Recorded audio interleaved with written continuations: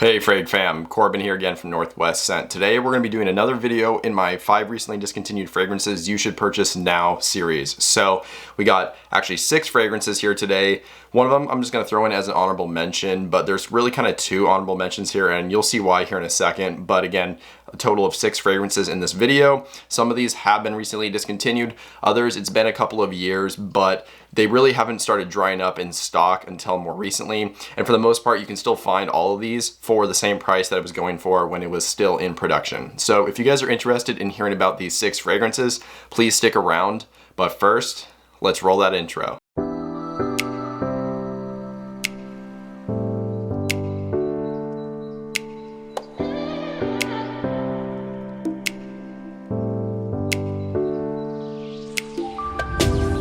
Alright, welcome back. So like I said, we're talking about 6 discontinued fragrances in this list. Again, some of these have been recently discontinued within the last couple of weeks even. Others, it's been a couple of years. But in all, you can still find basically all of these for the same price as they were going for when they were still in production. So we're going to dive straight into the number 6 spot. And this is not actually a fragrance that I own, nor have I tried this fragrance. So that's why I'm putting it here at the number 6 spot. I'll put a picture of it on screen. It is Acqua di Parma Colonia Assoluta. So this is a fragrance that, from the descriptions and from what I've seen about it, just when people have talked about it, they say it's like the original, which is a traditional Italian cologne, very citrusy, light, maybe a little bit musky, and puts it in a more modern direction. Also adds some florals, making it maybe a little bit powdery or soapy. Again, I haven't tried this fragrance, so if you guys have tried this one, please correct me if I'm describing it wrong, but that's just from what I've seen as far as people that have described it.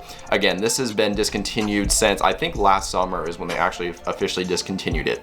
So if you look online, you can still find bottles for sale. It's pretty readily available.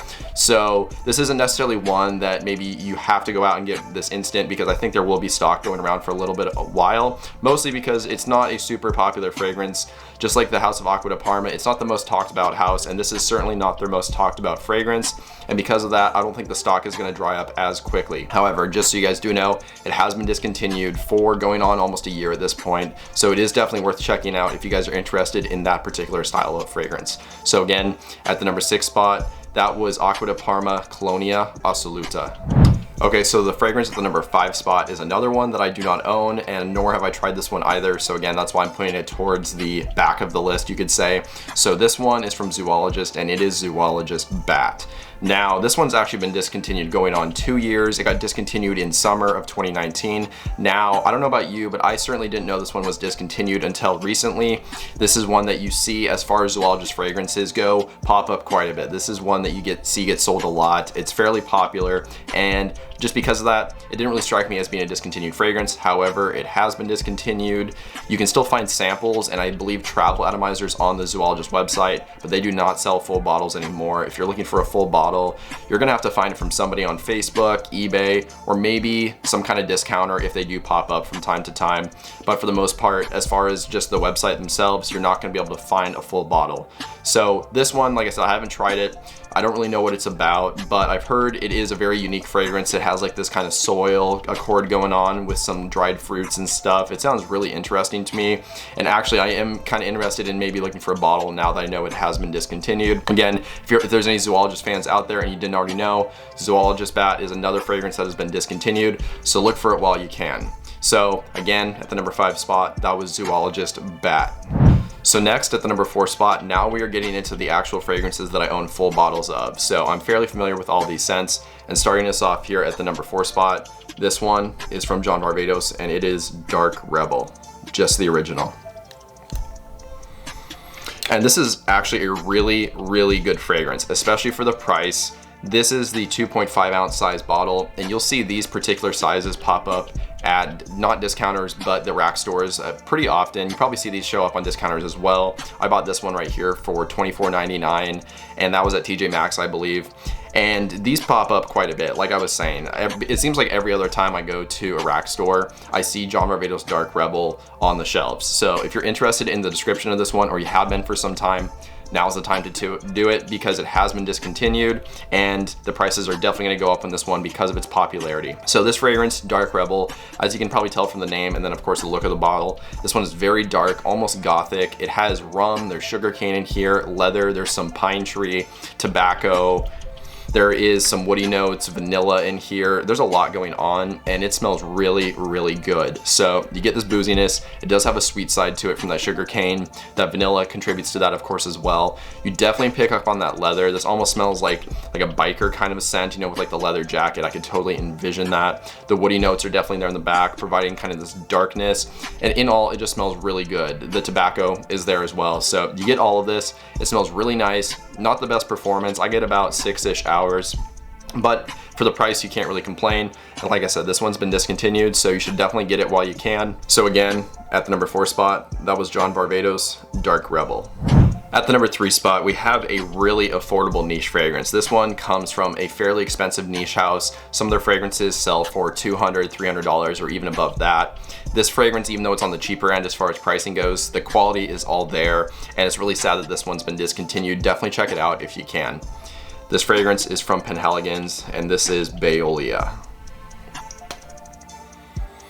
And like I said, this is on the more affordable end as far as Penhaligon's goes, at least as far as it did go before it was discontinued. So I believe this retailed for somewhere around $80 to $100, maybe a little bit less. It really depends on where you looked. However, you can see this pop up at some discounters and perfume counters for $50, $40, even less than that. So very affordable if you can find it in the right place. And like I said, it's been discontinued, so it's definitely one worth checking out. And those prices I'm referring to are for this size right here, which is the 100 milliliter size. So for a niche fragrance, that is better pricing than Mancera, than Montal, which we all know those are very affordable fragrances. So this is about as good as you can get, about as good of bang for your buck as you can get for a niche fragrance. This one does kind of have this old school vibe to it, although it has this modern twist to it. So you get lavender in here, there is oak moss, there's some black pepper, cedar, but what really kind of gives this a modern feel and a little bit of this uniqueness is this lemongrass note paired with some mandarin orange. And for me, the lemongrass is by far the most dominant note here. I've described it before. Lemongrass, you don't really see it used a ton in fragrance. It's really good in culinary dishes, especially if you've ever had like some kind of lemongrass soup. Usually you see that in Thai cooking and stuff. It provides this kind of grassy, citrusy, lightly sweet kind of vibe. And in fragrance, in particular, this one here, it almost smells like a blend of lemon and then like a vetiver note, like a clean vetiver note. So you kind of get that grassy feel from the vetiver and then that citrusy tartness from the lemon. Put that together, and that's kind of what you get with lemongrass. So for me, again, that's the most dominant note, but the mandarin orange is detectable as well. For me, it sweetens things up a little bit. And then of course you get that lavender, that oak moss, that pepper, adding the spiciness, this aromatic touch. There's that woodiness in the background, just kind of rounding everything out. This is a great fragrance, and again, for the price, you can't beat it. So get this one while you can. It has been discontinued, and I think for how good of a fragrance this is, the prices will go up once the stock dries up. So again, at the number 3 spot, that was Penhaligon's Baiolea. So coming in at the number 2 spot, we do have, I would say, a cult classic from this house. This is one that just got recently discontinued within the last month or so. I recently just picked this up as well. I think it's a phenomenal fragrance. I'm definitely glad I have it in my collection now. This one is from Mont Blanc, and it is Starwalker. And if you're looking for a comparison to this fragrance or maybe something that's comparable, that would be Versace Man Eau Fraiche. So when you spray this thing on, especially if you're not really trying to pay attention to things, you might actually believe this is Versace Man Eau Fraiche. So they are really that close.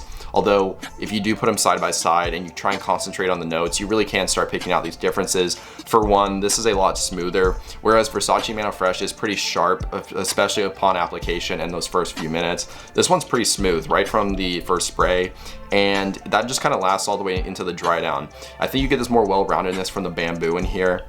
Bamboo to me almost comes across like tea in the sense where it just kind of provides this very easygoing mellow vibe to the fragrance, but this still has that same signature lightly spicy but very fresh musky DNA that you get in Versace Man Eau Fraiche. Honestly, of the two, I do prefer this fragrance, and this one's not only discontinued, but at the moment it is cheaper. So obviously that is probably going to change soon after the stock dries up, but at the moment this one is the better version of the two, and it is the cheaper version. So get this while you can, don't sleep on it. Go to rack stores, I'm sure you'll find it out there. If not, you can find these on discounters too. Definitely worth the price if you like something that's very fresh. So again, at the number 2 spot, that was Mont Blanc Starwalker.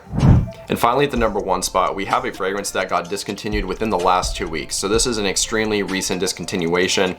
Now, there were initially rumors that it was discontinued, and then there were rumors that it wasn't discontinued. However, there was an email that was sent from Yves Saint Laurent confirming that it was discontinued. So it is confirmed now, this has been discontinued. And honestly, I don't get why they did this. This is, from what I've been able to tell, the most popular fragrance from this particular line. This thing smells absolutely amazing.